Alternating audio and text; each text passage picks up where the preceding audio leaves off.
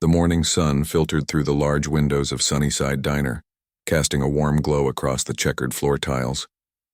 Anthony wiped down the counter with practiced motions, his dark skin glistening slightly under the overhead lights. 6 years of working at this diner had made every movement second nature to him. At 32, he wasn't where he had imagined he would be, but the diner had become a second home, and the regular customers, something like family. Table 7 needs attention, called Darlene, the hostess, as she walked past with menus tucked under her arm. Anthony nodded, tucking his cleaning cloth into his apron pocket. He grabbed his notepad and made his way across the bustling diner floor. Weekend mornings were always busy, filled with families enjoying lazy breakfasts and groups of friends catching up over coffee. As he approached Table 7, Anthony noticed them right away. A woman who looked tired around the eyes but had a kind smile, and a small girl in a wheelchair. The girl had light brown hair pulled into 2 uneven pigtails, and despite the obvious physical challenges she faced, her eyes were bright and curious, taking in everything around her. "Good morning," Anthony greeted them warmly. "Welcome to Sunnyside. Can I start you ladies off with something to drink?" "Orange juice for Lily, please," the woman said, gesturing to the girl. "And just coffee for me, black." Coming right up, Anthony smiled directly at Lily. "First time at Sunnyside?" The girl nodded shyly, her movement slightly jerky but her smile genuine. She looked about 9 or 10 years old. "Well, you picked the best seat in the house," Anthony told her. "From here you can see our famous pancake flip. The chef does it every half hour." He winked, and was rewarded with a giggle. As Anthony walked away to get their drinks, he couldn't help but notice how Lily's eyes wandered to the corner of the diner, where a birthday celebration was happening. A boy about her age sat at the head of a table decorated with balloons and streamers, surrounded by at least 10 friends and family members. They were singing loudly, presenting a cake with candles blazing. When Anthony returned with the drinks, he saw Lily was still watching the birthday party. There was no jealousy in her expression, just a kind of wistful wonder.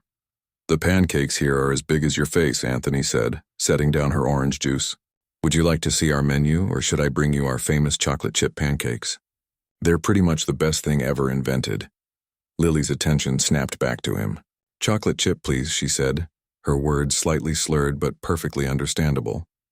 "Excellent choice," Anthony replied. He turned to the mother.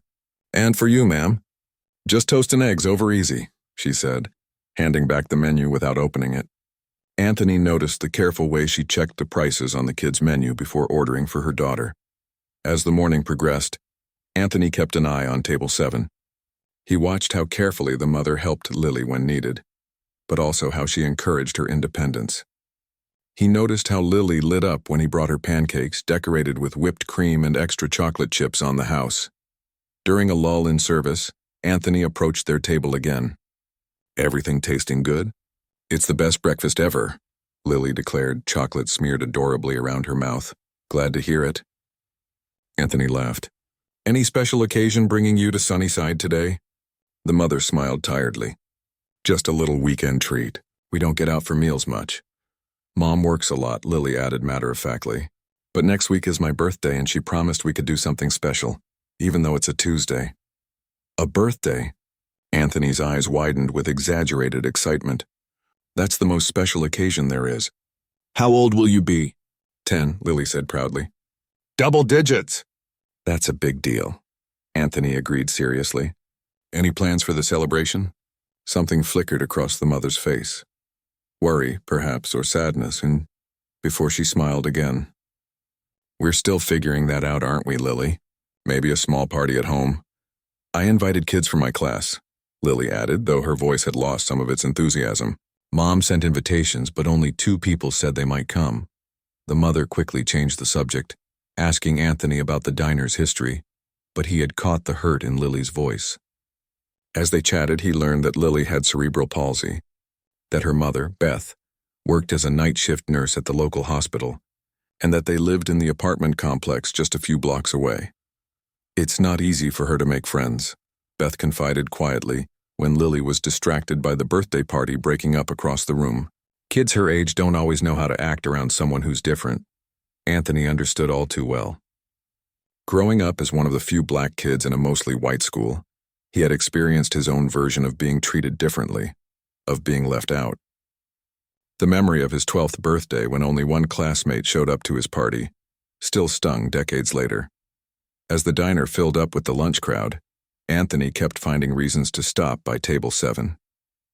He brought Lily a small cup of rainbow sprinkles to make the pancakes even better. He showed her pictures of his cat, Mr. Whiskers, who had one eye and a crooked tail but was the best cat in the universe. He even convinced the chef to do an extra pancake flip just for her, earning a round of delighted applause from her small hands. When it came time for them to leave, Anthony slipped the bill into his pocket and told Beth it had been taken care of. "I can't accept that," she protested, reaching for her purse. "Please," Anthony said quietly. "It's been a rough year for everyone. Let someone do something nice for you today." Beth's eyes welled up and she quickly blinked away tears. "Thank you," she whispered. "You have no idea what that means." As they prepared to leave, Anthony knelt down beside Lily's wheelchair. "It was an honor to serve you today, Miss Lily. And hey, 10 is going to be your best year yet." "I can feel it," Lily beamed at him. "Thanks for the extra chocolate chips." Anthony watched them leave, Beth carefully navigating the wheelchair down the small ramp at the entrance. Something tugged at his heart, a sense of connection, of recognition. Despite the differences in their lives and experiences, he saw himself in Lily's bright eyes and determined spirit. Throughout the rest of his shift, Anthony couldn't stop thinking about Lily and her upcoming birthday. He thought about the children at the other table, surrounded by friends and family, and how Lily had watched them with such longing. He thought about his own childhood birthdays, the ones where kids hadn't shown up. The disappointment that had cut so deep. During his break, Anthony sat in the back alley of the diner, nursing a cup of coffee and scrolling through his phone contacts.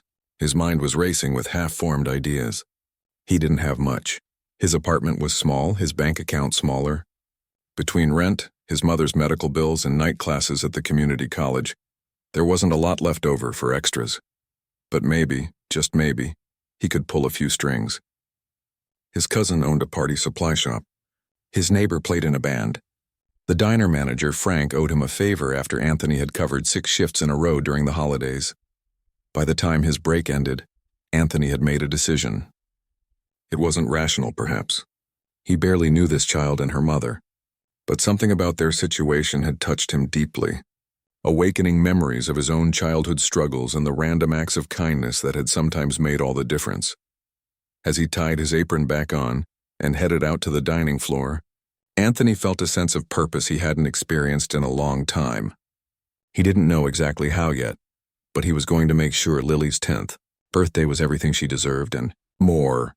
What he couldn't have known then was how this simple decision, made in the back alley of a modest diner on an ordinary Saturday, would set in motion a chain of events that would change not just Lily's life, but his own, and ripple outward to touch an entire community. For now, though there were tables to serve, orders to take, and plans to make, Anthony grabbed his notepad and pen, a small smile playing at the corners of his mouth. Sometimes life's most important journeys began with the smallest of steps. Anthony's small apartment was quiet, except for the gentle purring of Mr. Whiskers, who was curled up on his lap. The TV played softly in the background, but Anthony wasn't really watching it. His mind kept drifting back to the little girl in the wheelchair and her tired-eyed mother. "What do you think, Mr. Whiskers?" he asked, scratching behind the cat's good ear. "Am I crazy to get so worked up over a stranger's kid?" The cat blinked his one eye slowly, which Anthony took as encouragement. Anthony reached for his phone and pulled up the internet browser. He typed cerebral palsy children birthday ideas and began scrolling through the results. He had only a basic understanding of Lily's condition, but he wanted to make sure whatever he planned would be accessible and enjoyable for her. As he read, Anthony felt a lump form in his throat. So many of the articles talked about the isolation these children often faced, the birthday party invitations that went unanswered, the well-meaning but awkward interactions with other kids. It was all too familiar, though, for different reasons. He remembered being 10 years old, handing out dinosaur-themed invitations to his classmates. His mother had saved for weeks to rent out the community pool for 2 hours. They had decorated with streamers and balloons, ordered a cake with a T-Rex on it, and prepared goodie bags for 15 kids. Only 3 showed up. Anthony had pretended it didn't bother him, had smiled and played and eaten too much cake. But later that night he'd cried in his room, wondering what was wrong with him, why the other kids didn't want to be his friends. Now, 22 years later, the memory still stung. He looked at his reflection in the dark window, a grown man with bills to pay and responsibilities to meet, and wondered if he was being foolish. He barely knew Lily or her mother. What if they thought his interference was strange or unwelcome? But then he pictured Lily's face as she watched that other child's birthday celebration. The look wasn't envy exactly, but a sort of quiet acceptance that such joy might not be meant for her. It was a look no child should ever have. "I'm doing it," Anthony said firmly to Mr. Whiskers, who yawned in response. "But I need a plan." The next morning, Anthony arrived at the diner an hour before his shift. Frank, the manager, was in the office doing paperwork. "Hey, Frank, got a minute?" Anthony asked, poking his head through the doorway. Frank looked up from a stack of invoices. "Sure, what's up?" Anthony took a deep breath. "I want to throw a birthday party here at the diner. For a customer's kid." Frank's bushy eyebrows shot up. "Come again?" As Anthony explained about Lily and her upcoming birthday, Frank's expression softened. The gruff older man had a well-hidden soft spot, especially for kids. "So I was thinking," Anthony continued, "what if we let them use the diner after hours? On a Tuesday night we close at 8 anyway. The party wouldn't have to be long, just special." Frank leaned back in his chair, considering. "You know I can't comp all the food. Corporate would have my head. I know. I'll pay for the food myself. I just need the space." Frank studied Anthony for a long moment. "This means that much to you? A kid you just met?" Anthony nodded, not entirely sure how to explain it even to himself. Frank sighed. "Tuesday, you said? We'll close at 8, you can have the place till 10, but you clean up everything. And I mean everything. And you're still working your regular shifts that day." Anthony's face split into a wide grin. "Thank you, Frank, seriously. Yeah. Now get to work before I change my mind." The first hurdle cleared, Anthony spent his shift brainstorming. He needed to contact Beth, but he didn't have her number or last name. He needed decorations, but his budget was tight. Most importantly, he needed to make sure kids would actually show up. During his lunch break, Anthony made some calls. His cousin Tasha reluctantly agreed to let him borrow some party supplies from her shop. "But they better all come back in good condition," she warned. His neighbor Pavel, who played keyboard in a local band, said he'd be happy to provide some music. "Kids like Baby Shark, right? I can learn that." By the end of his shift, Anthony had the beginnings of a plan. Now he just needed to find Beth and Lily again. Luck was on his side. 3 days later, Beth and Lily returned to the diner for an early dinner. "Hey, welcome back." Anthony greeted them warmly, genuinely pleased to see them. "How's my favorite customer?" Lily beamed at him. "You remembered us." "Of course I did.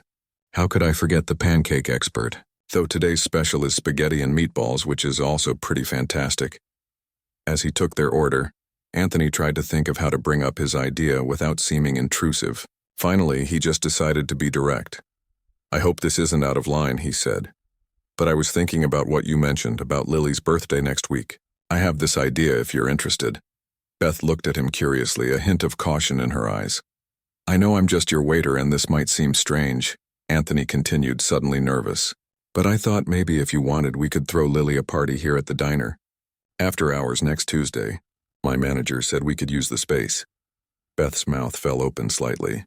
That's very kind, but we couldn't possibly—" "Please hear me out," Anthony said quickly. "I know what it's like to feel different, to have birthday parties where kids don't show up. My cousin owns a party supply shop. My neighbor's in a band, and I can make sure there's cake and food. All the staff here love Lily already." "You hardly know us," Beth said, but her voice had softened. "Sometimes strangers can become friends," Anthony replied. "And everyone deserves a special birthday." Lily, who had been following the conversation with wide eyes, tugged on her mother's sleeve. "Can we, Mom, please?" Beth looked at her daughter's hopeful face, then back at Anthony. "This is very generous, but I can't let you spend your money on us." "We'll figure something out," Anthony assured her. "Maybe you could bring a homemade dish, or help with decorations. We'll make it work together." After some more discussion, Beth cautiously agreed, though Anthony could tell she was still uncertain. They exchanged phone numbers, and Anthony felt a surge of excitement and terror. Now he actually had to pull this off. The next hurdle was bigger, making sure kids from Lily's class would attend. "Which school does Lily go to?" Anthony asked before they left.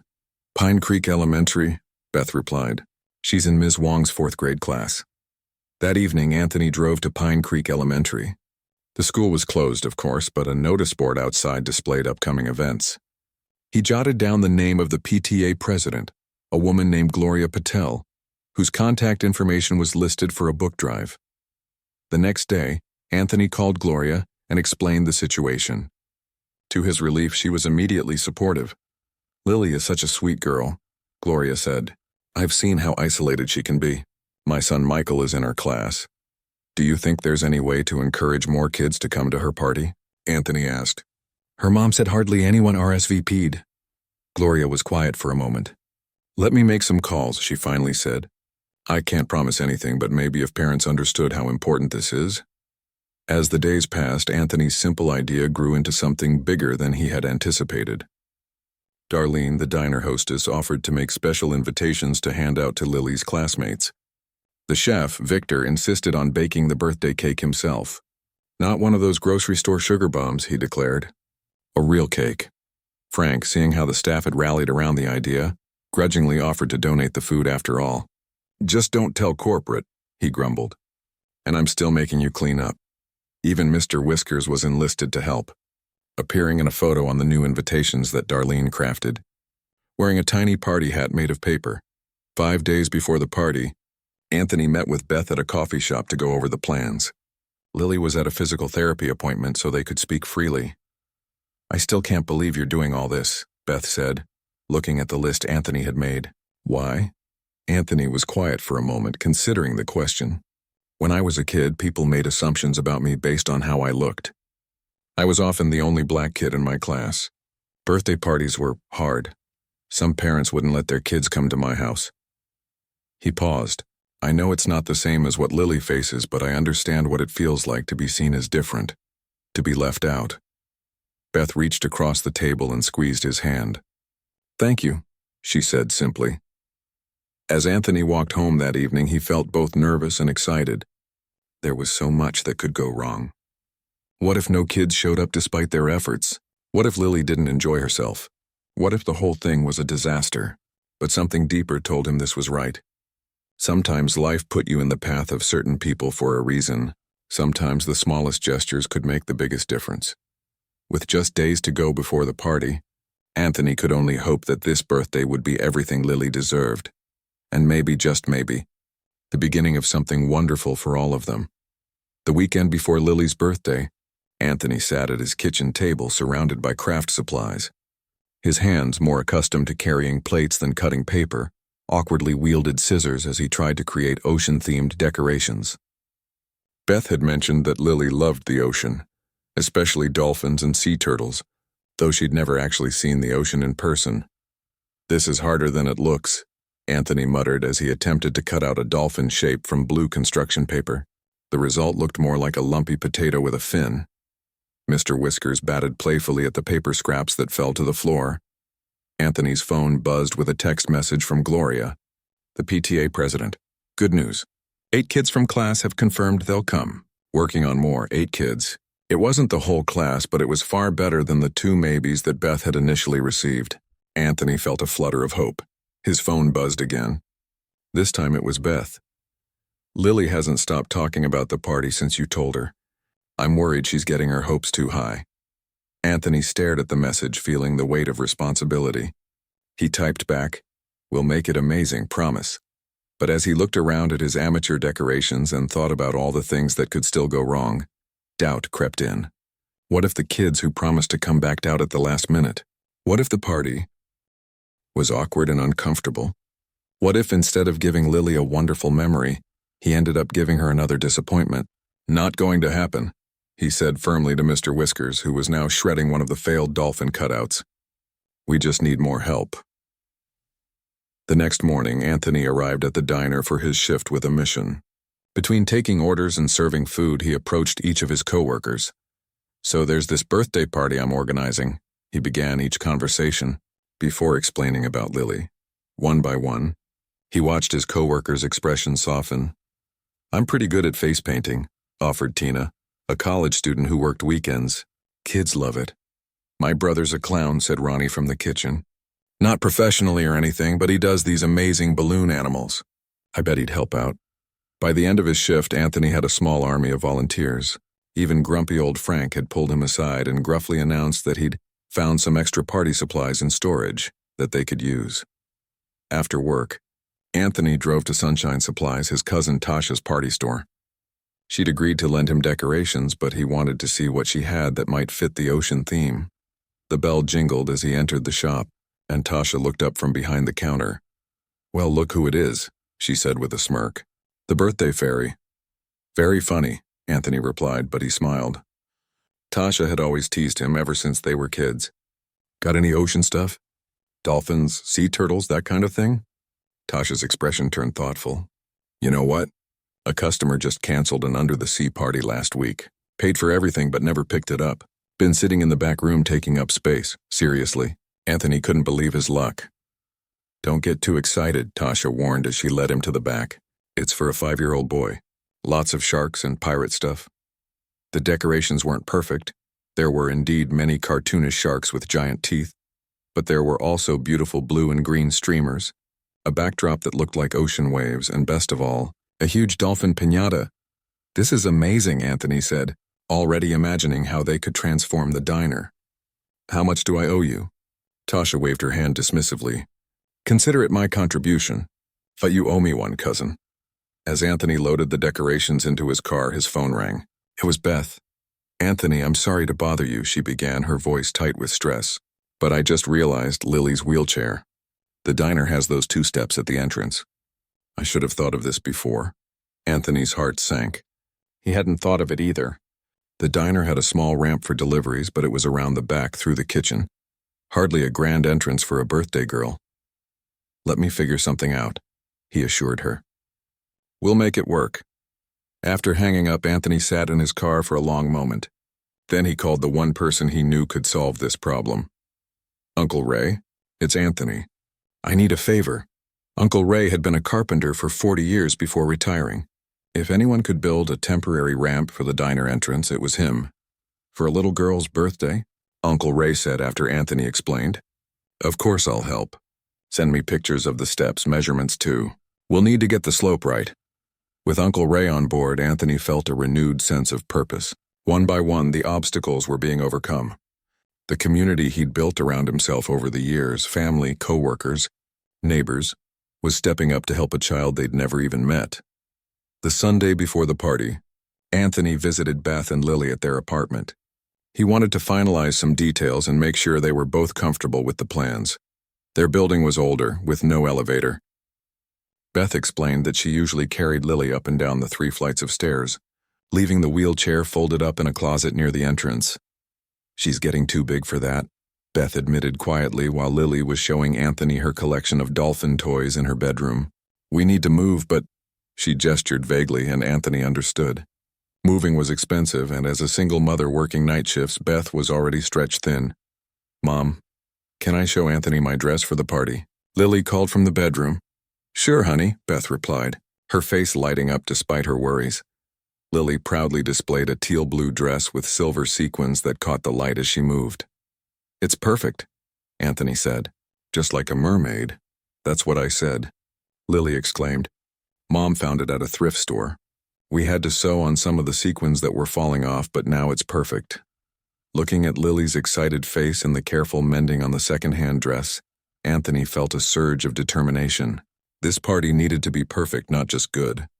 These two deserved something truly special. On Monday, his day off, Anthony threw himself into final preparations. He picked up the temporary ramp that Uncle Ray had built, a sturdy wooden structure with gentle slopes and handrails. "Tested it with my neighbor's wheelchair," Uncle Ray assured him. "Smooth as silk." Next, Anthony visited Pavel to finalize the music playlist.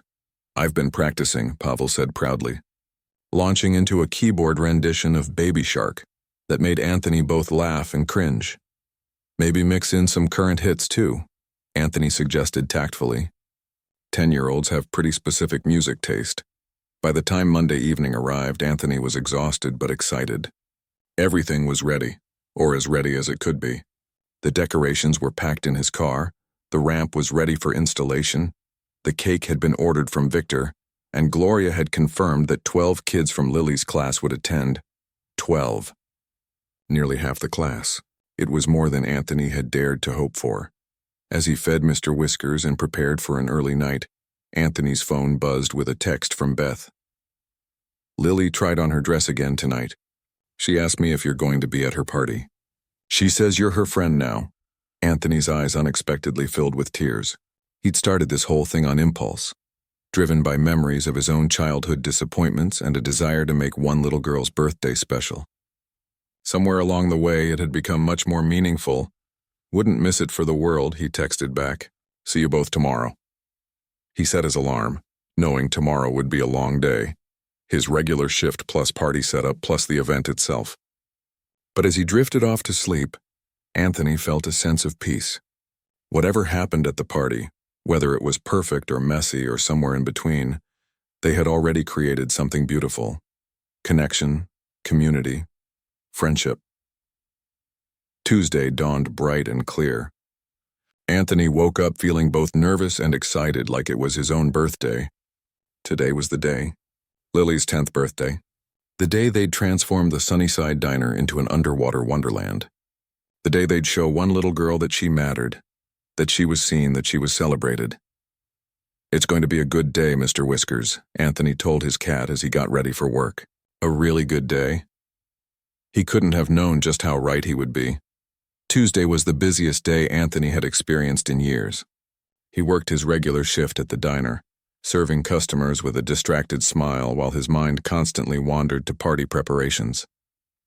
Every free moment was spent checking his phone for messages from volunteers or ducking into the storage room to count party supplies for the 5th time. By 6 o'clock, his regular shift was done, but the real work was just beginning. Frank flipped the open sign to closed and turned to the staff. All right, people, we've got exactly 90 minutes to transform this place. Let's move! The diner erupted into activity.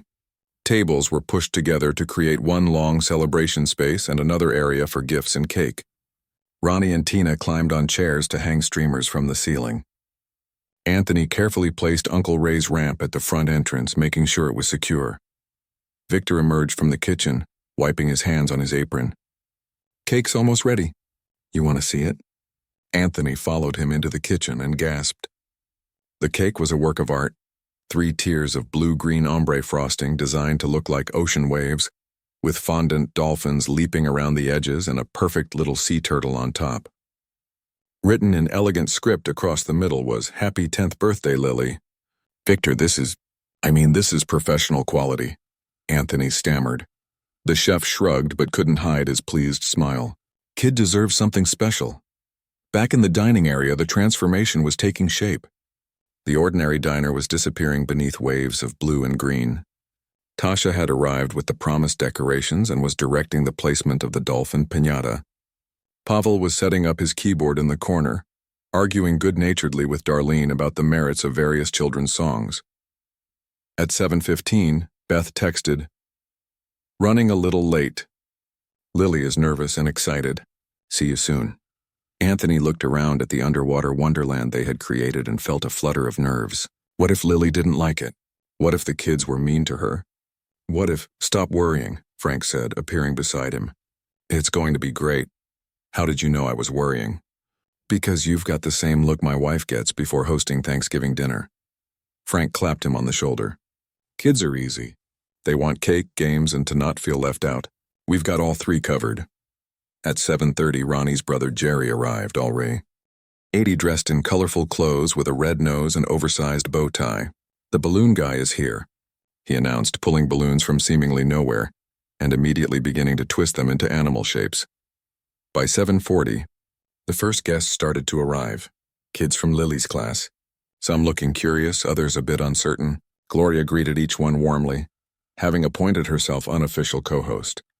"Welcome to Lily's ocean party. Would you like a sea creature balloon animal while we wait for the birthday girl?" Anthony watched as the children gradually filled the diner, their initial hesitation melting away as they discovered the decorations, balloon animals, and the promise of cake. Gloria had done an amazing job preparing them, he realized. There were no uncomfortable stares or awkward questions about Lily's wheelchair, just normal kids excited for a party. At 7:55, Anthony's phone buzzed. "We're outside." He hurried to the entrance, where Uncle Ray was making a final check of the ramp. Through the glass door, Anthony could see Beth helping Lily out of their old car. Lily was radiant in her teal sequined dress, her hair done up with little star-shaped clips. Beth looked both nervous and proud, straightening Lily's collar as they approached. Anthony opened the door with a flourish. "The guest of honor has arrived." The diner erupted in cheers and the sound of Under the Sea played on Pavel's keyboard. Lily's eyes went wide as she took in the decorations, the crowd, and the atmosphere created just for her. "Is this really all for me?" she whispered as she carefully navigated her wheelchair up the ramp, Beth close behind. "All for you, birthday girl," Anthony confirmed, bowing dramatically. What followed was magic, pure and simple. Lily was surrounded by classmates who, perhaps for the first time, saw her as just another kid rather than the girl in the wheelchair. They played adapted games that everyone could participate in, had their faces painted as sea creatures by Tina, and marveled at Jerry's increasingly elaborate balloon creations. Anthony found himself watching from a slight distance, taking it all in. Beth caught his eye from across the room and mouthed a silent, "Thank you," her eyes shining with unshed tears. The party hit a small snag when it came time for the piñata. Anthony hadn't thought through how Lily would participate from her wheelchair, and he saw a flash of disappointment cross her face as the other kids lined up. But before he could intervene, a boy named Tyler spoke up. "Hey, Lily should go first. It's her birthday." Then with the simple logic of children, he added, "She could hold the stick and I could push her wheelchair when it's her turn." "Like a team," the other kids quickly agreed. And soon Lily was laughing as Tyler pushed her wheelchair in circles under the piñata. Her arms extended with the stick as the other children cheered them on. When the piñata finally broke open, spilling its treasures across the floor, the kids made sure Lily got her share, bringing candy and small toys to pile in her lap. "That Tyler's a good kid," Frank remarked, appearing beside Anthony again. "They're all good kids," Anthony replied. "Sometimes they just need the right setting to show it." The pinnacle of the evening was, of course, the cake. Victor wheeled it out on a cart to gasps of appreciation from everyone. Beth helped Lily blow out all 10 candles as the room sang "Happy Birthday," loud enough to be heard down the block. As Victor cut and served the cake, Anthony noticed Beth sitting alone for a moment, watching the festivities with a look of wonder on her face. He slid into the seat beside her. "Everything okay?" Beth wiped a tear from her cheek. "More than okay. I've never seen her this happy, this included. Do you know she's never been invited to another child's birthday party? Not once in 10 years. Anthony felt a lump in his throat. "Well, after tonight, I bet that changes." "Because of you," Beth said, turning to look at him directly. "You did this, Anthony.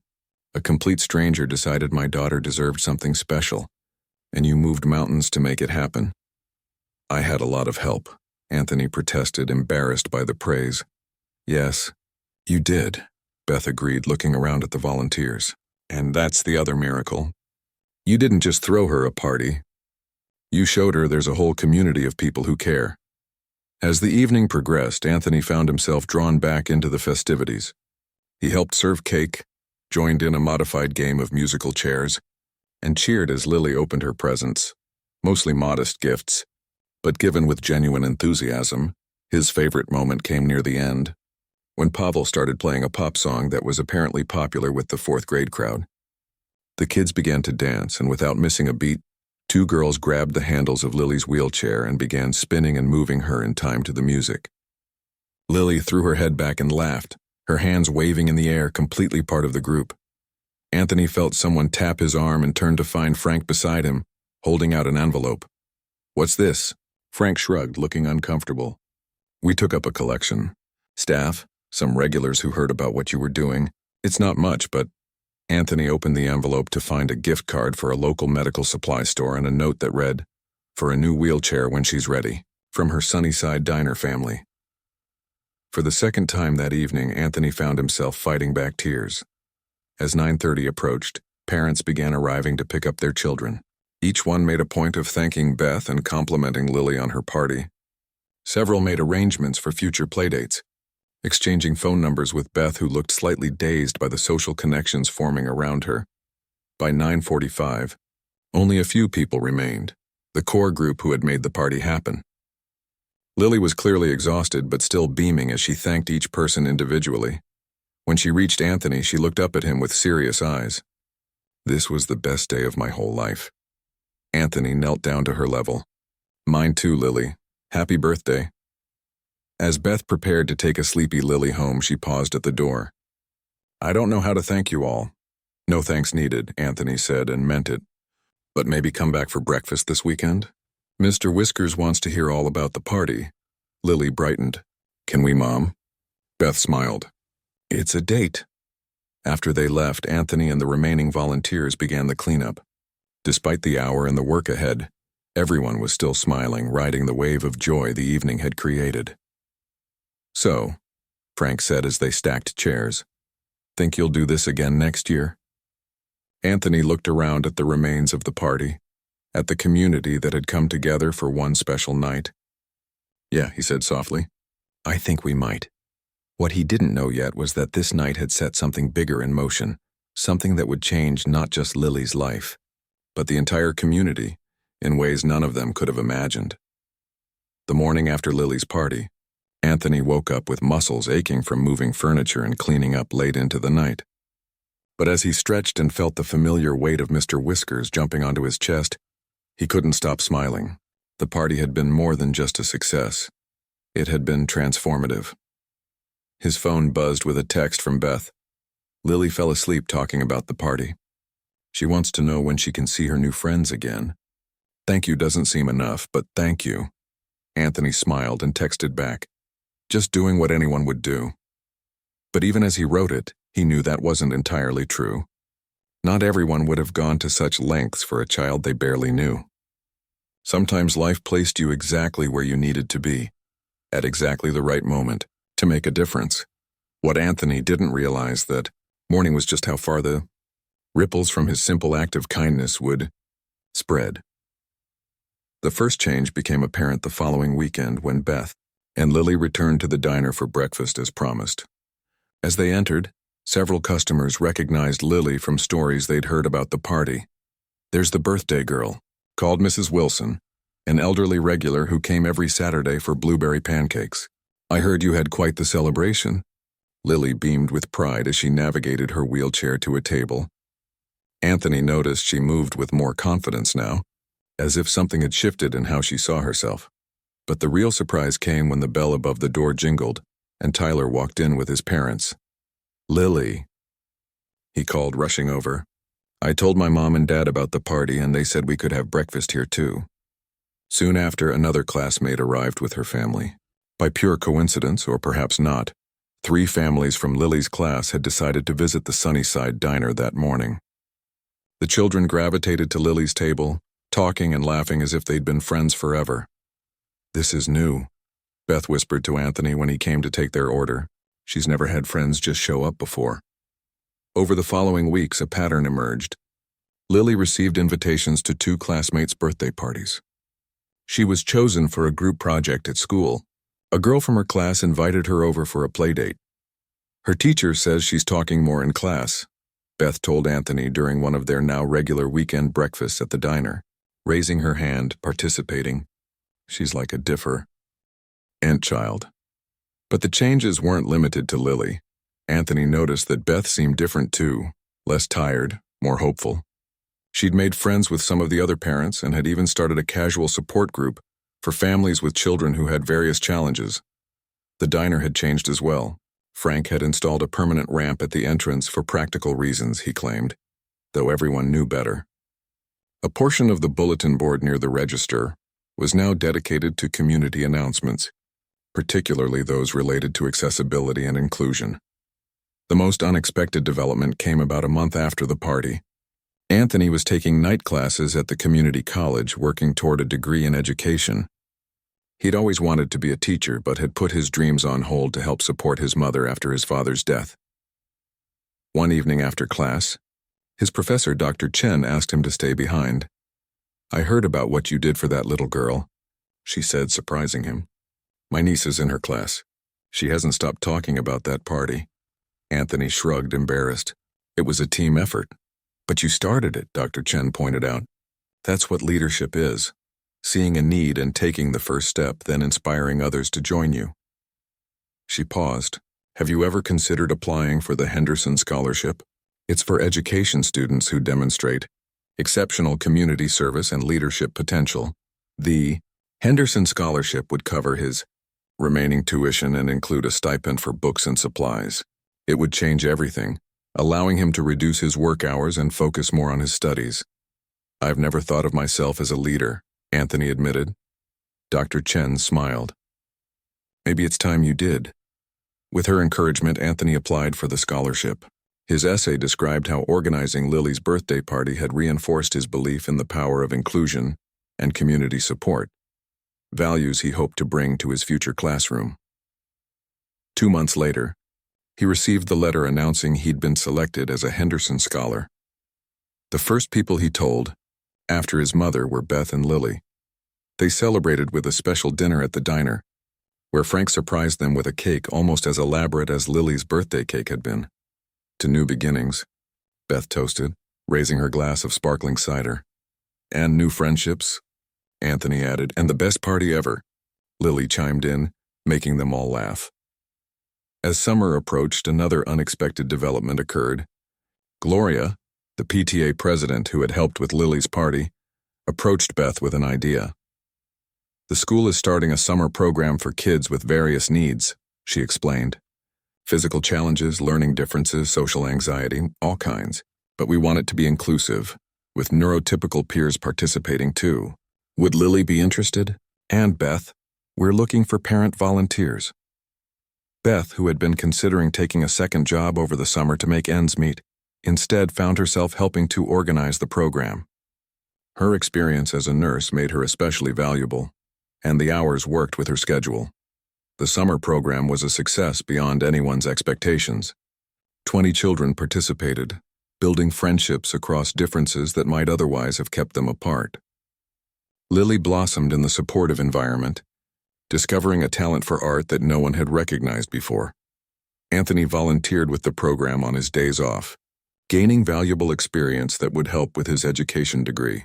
The local newspaper ran a feature on the program, highlighting how it had grown from a community's determination to make sure all children felt included.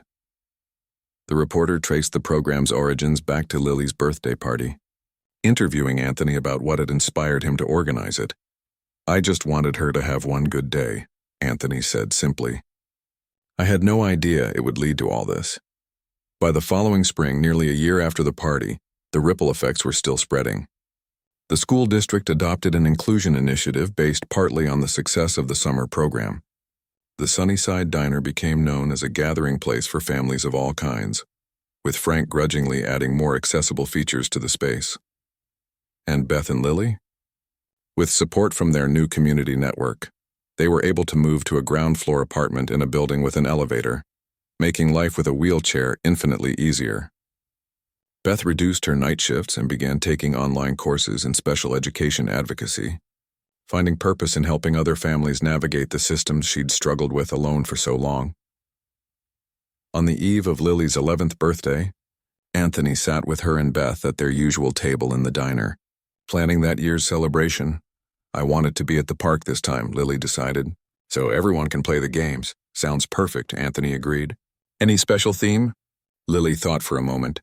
"Heroes," she said finally, "because that's what you were for me, a hero." Anthony felt his throat tighten with emotion. "I'm no hero, Lily. You are to me," she insisted. "You changed everything when you decided to be my friend."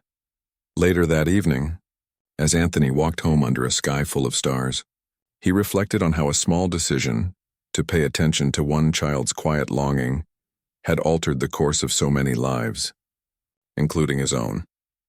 He was halfway through his education degree now, with plans to specialize in inclusive education. His professors often used his experience with Lily as a case study in how community involvement could change outcomes for children. Sometimes he felt uncomfortable with the attention, But he understood the importance of the story. It wasn't really about him after all. It was about what happened when people decided to care, to notice, to act. It was about the power of belonging.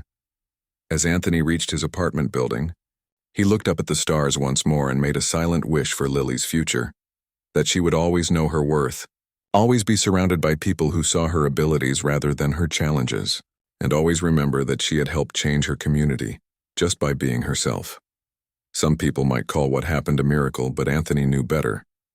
It wasn't divine intervention or extraordinary heroism that had transformed their little corner of the world. It was simply humanity at its best. Imperfect people showing up for each other, one small kindness at a time, creating together the community they all deserved, and that, Anthony thought as he climbed the stairs to his apartment where Mr. Whiskers waited, was the greatest story of all.